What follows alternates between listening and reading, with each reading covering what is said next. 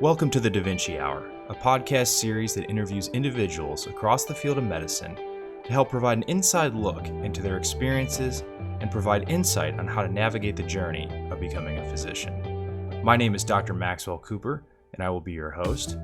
This podcast is brought to you by DaVinci Academy, a medical education company that provides online video courses, outline format books, and clinical case videos for students studying the medical basic sciences.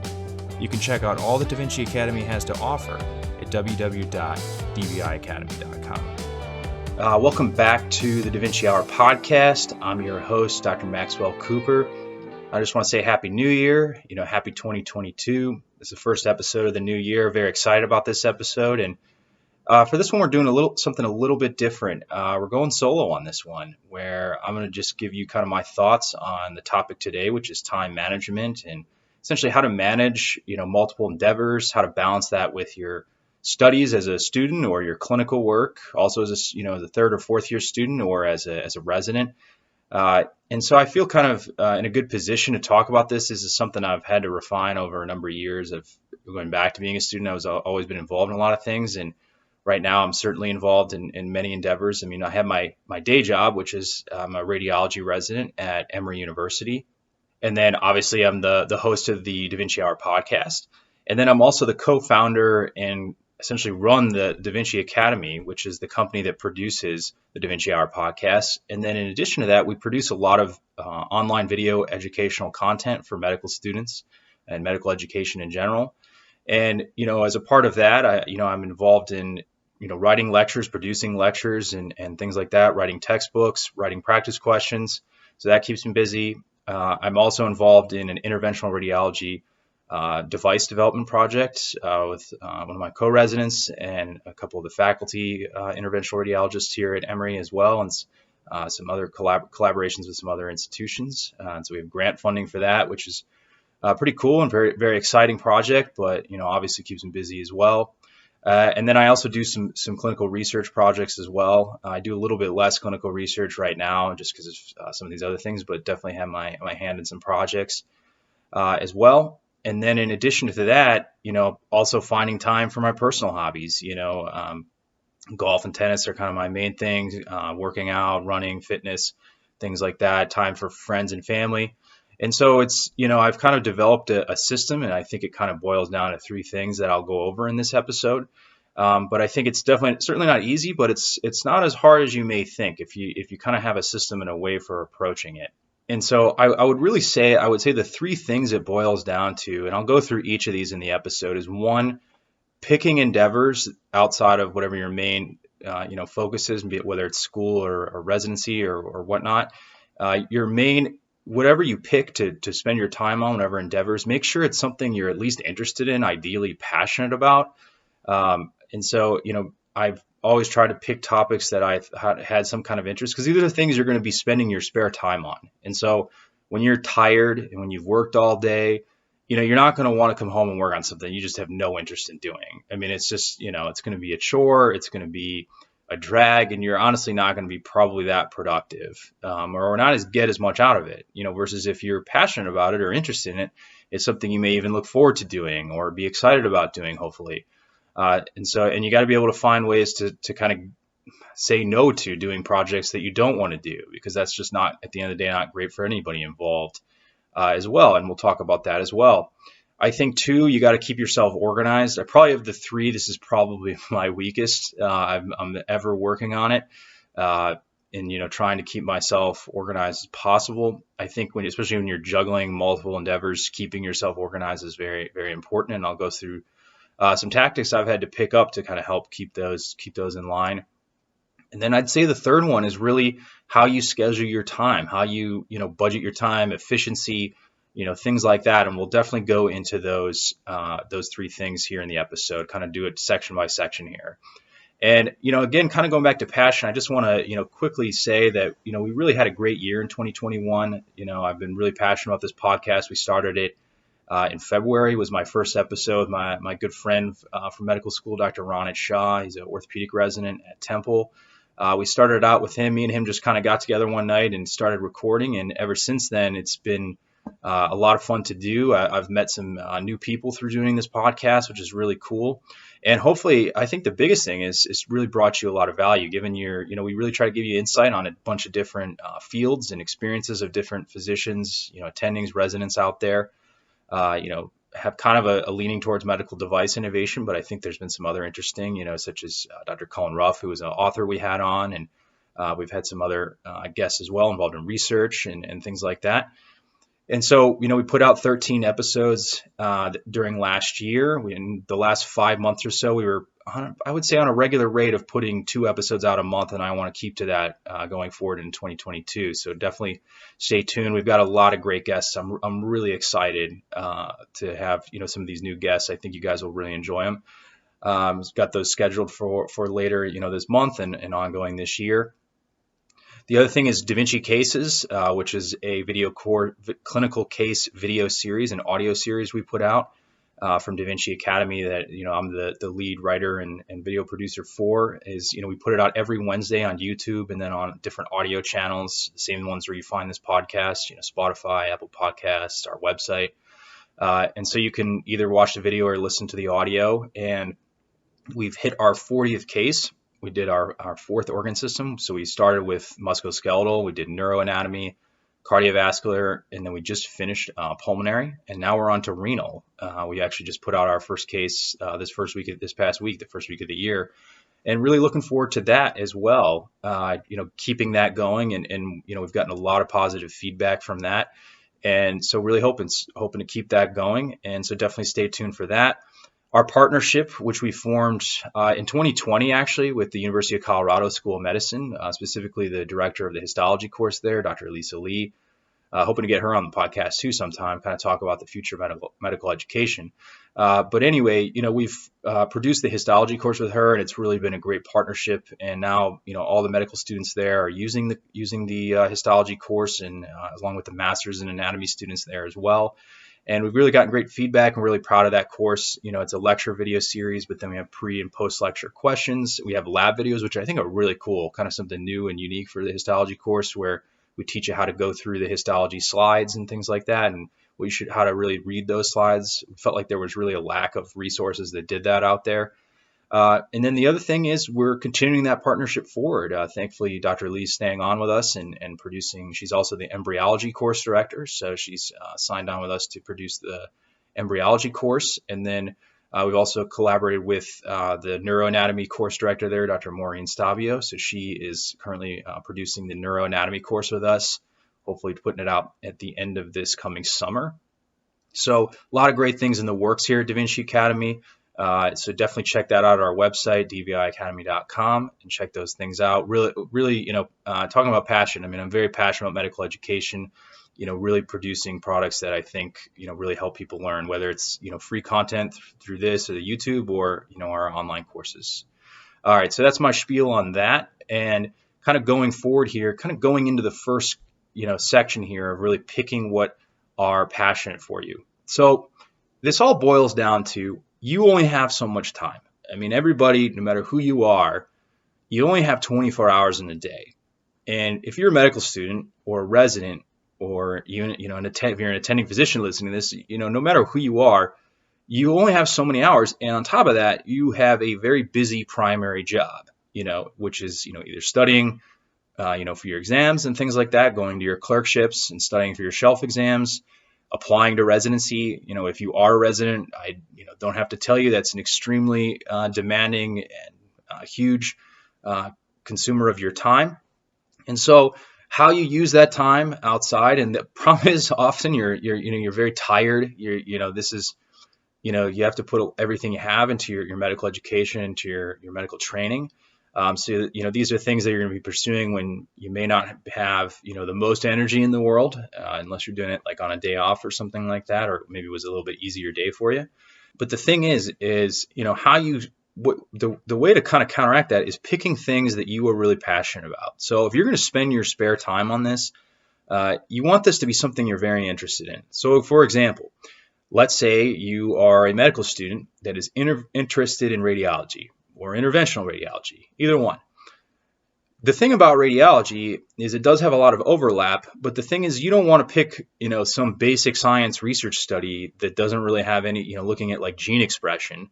If you're not really interested in that, I wouldn't really do that. I mean, you may have someone who'd be excited to have you and maybe even mentor you, but I think I wouldn't pick something like that unless, maybe you have a side interest and you think there's potentially a way you could integrate that into your career as a radiologist or whatever physician you decide to be. But I think ideally you're going to want to pick something that's in the field you want to do. And so, if you're more interested in it, obviously when you're tired after working all day, you're going to be more excited to do it. You're going to be more motivated to do it on your days off, because at the end of the day, a lot of this stuff, it's done at night. It's done during your days off.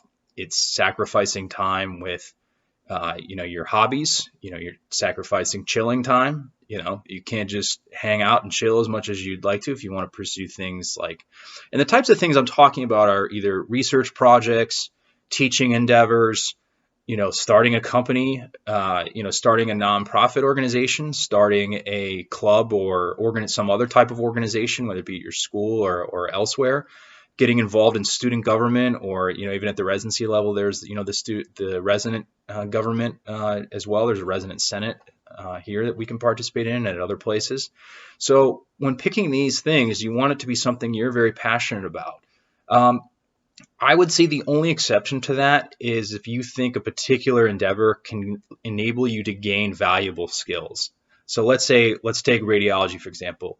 Let's say there's a surgeon who does a lot of high level research, and he or she is an excellent mentor, and you think you can really learn how to do really high level, great research. They're known for, they have a great research infrastructure. They have, people that it's really organized, and they have, all these different projects going on, and they're good projects, and they're publishing and things like that.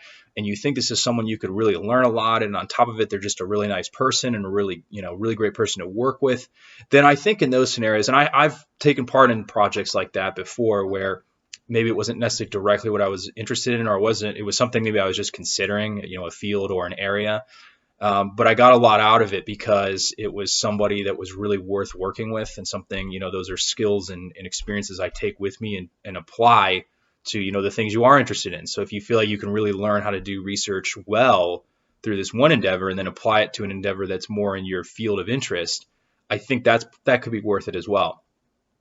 Things you want to avoid are things that just aren't productive, people that don't get back to you, people that blow you off, things that, maybe projects that you don't necessarily think are going to go anywhere. If it's a project that's keeps getting handed down, whether it's, no matter what it is, it's, research is kind of the thing everyone thinks of with that. But also, there's other, if there's a student organization where there's just someone started it 2 years ago and there's not much traction still. Maybe you're the person to bring that, to life and bring it, to fruition. But, I would be weary of those type of opportunities, because again, you only have so much time, and you want it to be something that's productive for you as well, and something that's meaningful. Bottom line, pick something you're interested in, picking something you're passionate about. It's going to make it also easier to, kind of incorporate it into, when you do research, for example, you learn about that topic, you learn about things, and it helps you, when you do clinical rotations in that particular field. And the other thing is, it helps you network with people, all those types of things, and you're going to be more apt to, responding to emails quickly, getting things done. If you drag your feet on a thing, like say it's a project you're working on with an attending, whether it's a educational project, a research project, those types of things, that doesn't look good if you don't get back to them right away. If you don't get back, unfortunately, when you're, at, the student or even trainee level, you're still kind of a little bit under the microscope. Like, you've got to get back. You're trying to impress. This is kind of a way for you to demonstrate other abilities besides your clinical acumen or knowledge. And so, definitely, if you're more passionate, more interested, you're going to be more excited. You're going to be more apt to be reading about it, without even having to be told. And so those are all really important things, I think. For example, my medical device project. Medical device development is something I've always wanted to do. It's something I find, really exciting. It's a way to, bring a new technology to patient care and improve patient care where there's a real clinical need. It's something that I'm very excited about. Same thing with medical education. I think, medical education is an evolving space right now. And so I'm happy to be a part of that and contributing to that and making, medical education more accessible, more effective, more efficient. And so, those are all things that really keep me going as well. I think the other thing is if you can manage similar activities. So for me, I have this medical education company, DaVinci Academy. I'm also in the works of developing a interventional radiology education company as well, with a co-resident of mine. And that's something that, I can take the skills I've done with DaVinci Academy to produce videos and other audio content and things like that and apply it to that. And it also overlaps with my interest in interventional radiology as well. And so it helps my clinical studying. Next, kind of the next topic to go through is organization. Now, I will admit that organization is something I am not naturally good at. And so it's something I've really worked on. And, if there's one of these three things, maybe you're really organized, but you have trouble saying no to projects that you don't want to do. That's something I want to hit on real quick is it's harder to do, I'll admit, as a medical student to say no to things. You just got to say it you got to either say, I'm focused on my studies. You got to say I have too many other projects. And, for right now, like my bandwidth is probably stretched even beyond what it should be. And so I really can't afford to take on anything new right now. Like if someone came and asked me, hey, can you work on this so-and-so project? I'd probably say no, because I just don't have the time. I'm stretched, kind of to my capacity. And then you just have to be honest and say that. I mean, don't say, oh, make something up or something like that. Don't do that. It just doesn't look good. And so, just politely saying, I'm focusing on my studies or I'm focusing on I have these other projects. I don't want to spread myself too thin. I know that a project like this requires a lot of dedication and, a lot of time. And unfortunately, I just don't have that. There's ways you can, politely decline certain things that you don't want to participate in, for whatever reason. Either maybe you just don't have the time and you'd actually like to, or you don't want to for whatever reason. So back to organization. I think a big thing, and maybe some of you probably already do this, but using a calendar, I think is huge, whether it's your Google Calendar, Apple Calendar, whatever, Microsoft Outlook calendar to manage. For me, I use it a lot. My calendar is filled with stuff. I have a lot of meetings for different things, DaVinci Academy, scheduling these podcast episodes, scheduling meetings for the device development project, research meetings, things like that. So I have to keep track of all these things. Other obligations, I put even, other personal things that I don't want to forget, on there. And so I put, notifications so I don't miss meetings or miss things. And set up reminders, emails, or you can have it buzz, your phone or whatever. I think though, that's really important. A lot of this organizational stuff, it seems pretty obvious. You just got to do it. And I think and I'm included in that. I have to remind myself just to do it. I think also keeping your files organized. So if you're like working on a couple research projects, have each project have a file, within each file, maybe, if you're writing a paper, have, the papers you've reviewed to write the literature, the introduction portion, have that as a folder, have another folder where like you have drafts of manuscripts, have another folder with the figures. You want to keep things really organized because the last thing you want to do is lose something, accidentally delete something. Those are all really not great things that happen. And so you don't want to lose track of everything, and it'll help you find things and you'll work faster. If you can find things easily, you won't, if you don't have to waste time searching your computer to find stuff, you will work faster.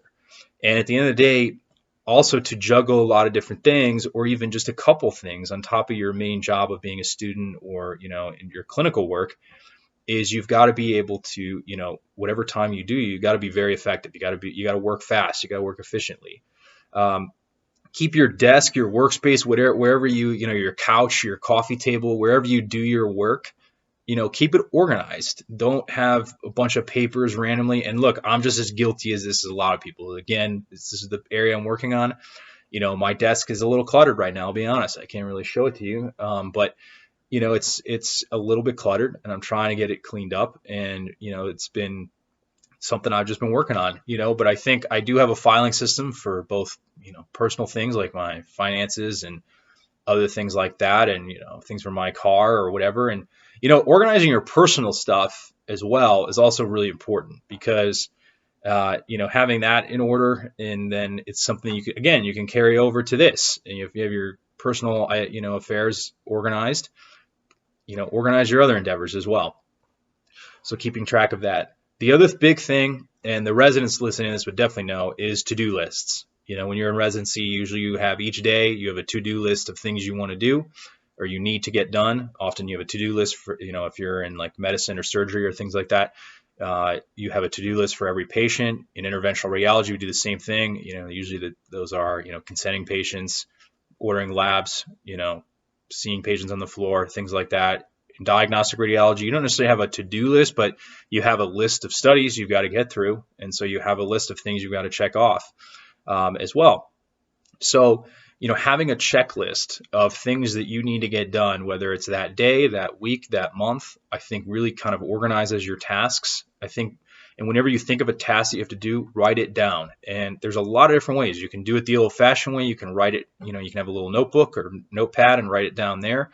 I use Google Docs. I have a Word doc. I can, you have the app on your phone. I can access the Google Doc anywhere. I have a weekly to-do list. And then the to-do list, I break it out by single thing. So I have a to-do list for my residency stuff. So, if there's some kind of administrative thing I've got to do, like logging my hours or things like that, or if there's, things I want to study, studying I want to get done, certain videos I want to watch or things like that, or things to review, I'll put that on there. Having a checklist for the podcast, scheduling such and such a podcast episode with Dr. So-and-so, I need to reach out, confirm that this time is available. Other things on there, I need, for DaVinci Academy, I need to write this lecture, I need to record this lecture, and so on and so on. So I have those all down. And then, for research, for the device project, I need to review this for the device project. I need to prepare for this meeting, things like that. Needed to look into this possible aspect of the design, things like that. And then as far as, research, obviously, whatever you're at in the research, you put that on there, whether it's, you're submitting a manuscript, revising it, things like that. And then as far as, there's good to keep a personal to-do list as well, get the dry cleaning, go to the grocery store, whatever you want to put on there, to keep yourself in line. It just makes it less frantic as well. So I think those are some kind of tools. Another app I've seen used is ToDo List. I've used that before. I used actually that a lot in med school. I used it. I stopped using it because I've started using just the Google Doc, because I can get that. But ToDo List is nice. It'll send you email reminders. It will you can access on your phone, on your computer. It's very versatile. I'll put a link to that in the description. I don't get any money if you sign up for it or not. You can just check it out. I don't have anything. I don't get any money from Google Calendar or anything else I've recommended or suggested you use. And then lastly, I get asked this a lot. How do you find the time for all this stuff that you're doing? How do you fit it in? There's only so many hours in the day on top of being a resident. It's hard. I'll admit it's hard. I think, one thing you got to be, again, that's why I go back to picking things that you're passionate about, picking things that you are interested in, that you think are going to give you something valuable.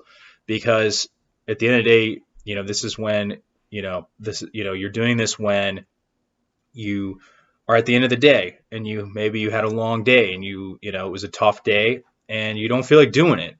But the problem is a lot of this stuff, like, you can't just put it off for weeks on end. I mean, maybe in some cases, or like, if you submit a paper, obviously you don't have to do anything for it until you get some, word back from the journal. But most of these things, now, that being said, for all of my things, am I doing something for every single thing every single day? Usually not. I would say usually I'm always doing something for usually multiple of these things. But often the way I do it is I kind of block times out. So I'll say Saturday afternoon from 1 to 4 o'clock or whatever, or 1 to 6 or however long it needs. I'm going to focus on this one particular project and what needs to get done. It's just knock a bunch of stuff out for that particular project. So that's one way I'll do it. Time boxing is a big thing. That's usually helpful in the evenings because you obviously will have more time on a day off if you have the whole day versus if the evening you only have a couple hours. And, let's say even if you just take an hour and you say, I'm going to take this hour, I'm going to put my phone away, I'm going to turn it off, and I'm going to dial in on this particular task. And you don't want to make it unrealistic. You're not going to write an entire research manuscript in an hour. It's just not going to happen. And so, keeping it realistic and saying, maybe you say, if you're writing a research paper, you could say, I'm going to review 3 papers and write a little summary for them in the next hour. So I'm going to read the papers, write the summary, and there you go. You got something productive out of that 1 hour. Versus if you feel like you have to write the whole paper, you may get distracted, you may get discouraged. And so it's just not, I don't think that's the way to do it. And so I think time boxing, this is something I've heard actually Elon Musk uses a lot, the founder of Tesla and SpaceX and a million other, talk about someone who's juggling 50,000 things. I've heard that's one of the tactics he uses is time boxing. I think the other thing, going with scheduling your time, I think what I've started to do that I think is helpful is scheduling it in your calendar and saying, I am going to spend, like I said, 1 o'clock to 4 o'clock on Saturday, writing this research paper or researching for this grant or writing this grant or recording these videos or whatever, it is, those types of things, not just like set meetings or, things that you need to go to, events or whatever. Scheduling tasks or scheduling things in so that, it kind of holds yourself accountable to it too. You know what I mean? And then you can I think it makes you feel better that like you saw it, you scheduled it, you did it, it's done. You feel better about it. And so that's good. I think the other thing is, unfortunately, you got to give up free time. I mean, there's times when it's sunny out, I want to go play tennis, I want to go play golf, and I don't do it because I need to record a video or I need to do a podcast or I need to do something for a grant or a research paper or, whatever. And, at the end of the day, if you're going to do something, you want to do it well. I don't think there's a point in doing something if you're going to do it halfway. And so at the end, again, going back to, picking things that you're passionate about. I think also using your schedule, being aware of things that are coming up. So like, for example, in December, I knew I was taking a week off for the holidays, and I was going to be spending a lot of time with family, and I really didn't want to be bothered with even though I have all these things, I kind of wanted to hit the pause button and not, I don't have to go to work for residency. These other things, there's maybe a few tasks sprinkled here and there, kind of, I could easily do maybe on my computer while watching TV that I would let slide that I would let myself, do while I was, visiting family and friends. But aside from that, I really didn't want to be recording videos or doing podcasts or, doing really much of anything during my time off. So I really went hard the couple weeks before. I didn't do a lot of free stuff. I, didn't do a lot of, social things. Unfortunately, you got to cancel time with friends or family sometimes to do these things. It's unfortunate, but, it's the way it goes. And so I was working really, really hard and working long hours to get these things done because I knew I didn't want to have to spend time, at the holidays. And so if the same thing applies if you have a vacation, you're taking a trip. And look, I'm not saying you got to work 24 hours a day on all this stuff. That's just ridiculous. And so I think, you got to also in there budget time for yourself, budget time for things that you're passionate about. And so, again, that's really what it comes down to. Lastly, efficiency. One, I think this has that's just something that comes with experience. I think in this day and age, if you're kind of taking a couple hours to really focus on something, you got to put your phone away. I mean, you can't be answering texts. You can't be checking emails. You can't be looking at Instagram, Twitter, whatever. I mean, that you just can't be doing that. You can't be interrupting. I mean, some people can work like that. If you can work like that and fine. Me, I kind of have to focus. I can't be bothered with that kind of stuff, every 5 minutes, every 10 minutes. It just gets in the way. And so keeping yourself focused, maybe you put your phone away, turn it off, whatever you need to do. I think the other thing is working fast, working quick, and that's where staying organized. I think being organized is where that really helps. If you're wasting time looking for stuff, then that's going to eat up time and cut away from your productivity. And I think the other thing is just using different tactics. I mean, it's hard to generalize it because there's so many different things out there. I think some things I use is I try to use as many, like when I'm producing videos, for example, I use a lot of standardized templates. The descriptions for the YouTube videos, the audio, I try to keep that stuff pretty standardized and just edit the, relevant portions versus having to rewrite a bunch of stuff. There's no sense in rewriting things if you don't need to. And so that as well, I kind of have a standard template format for, presentations I'd give it, whether it's, a lecture I'm invited to give or a meeting or, like a conference or something like that. I have kind of standardized templates for that. So you're not wasting time doing that. Templates for research papers as well. So I think using those kind of things, trying to help yourself, not spend as much time on those types of things. I think the other thing with efficiency is kind of breaking things up. So you have let's take a research project, for example. You've got this huge task of you've got to do this research project. You've got to write this paper and you got to submit it. Now you got to do the research and then you got to write the manuscript. You got to break that down into portions. So let's say you've actually reached the manuscript writing portion. Every research paper generally has an introduction, materials and methods, results, and a discussion and conclusion sections. And then you have the figures. I would not put in your to-do list, write research paper. It's very generic. It's a huge task. I would say even make it a section, like write the introduction. And even in the introduction, you could say, because to write the introduction, you've got to review the literature. So you could even make that a task. Review the literature, summarize the literature is another task, and then writing the introduction. Materials and methods, same type of thing. The statistics, if either whether you're doing them or somebody else, that's a whole other task as well. And then the results section, discussion, and so on. And so I think, breaking it down into separate tasks, into chunks, it makes it much, much easier.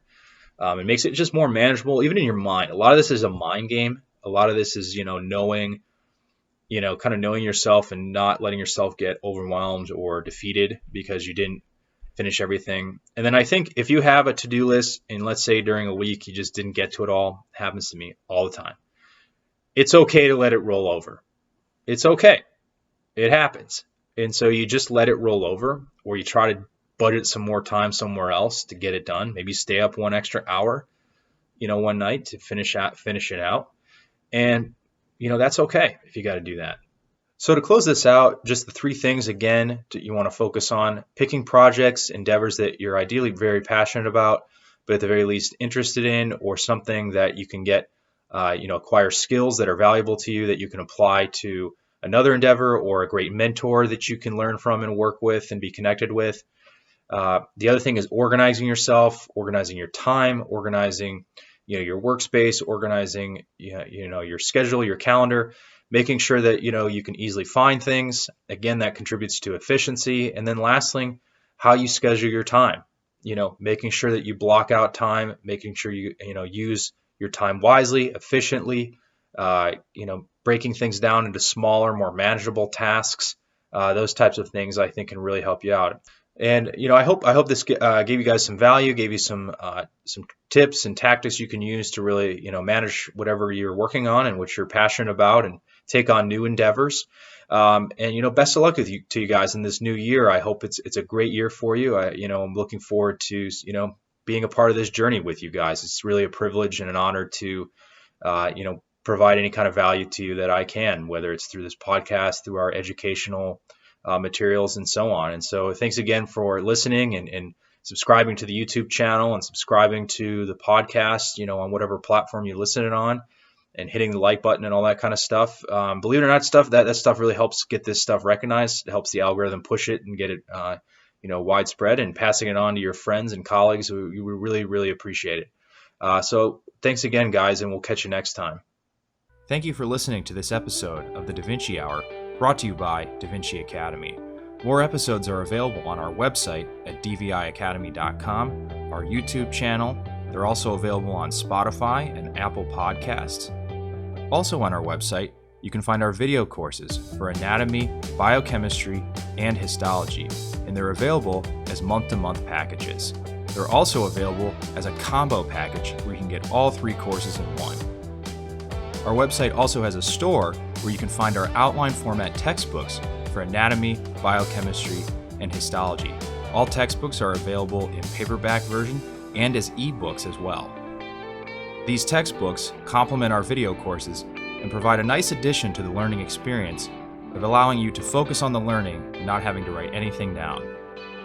On our website, we also provide a free clinical cases video series called DaVinci Cases.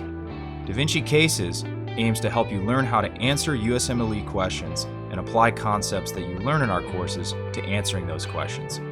Our cases cover a variety of topics and organ systems, and they're updated frequently with new cases.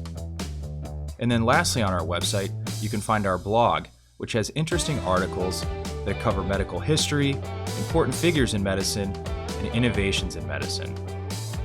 Again, thank you for listening to this episode of the DaVinci Hour, brought to you by DaVinci Academy. Please be sure to tune in for our next episode.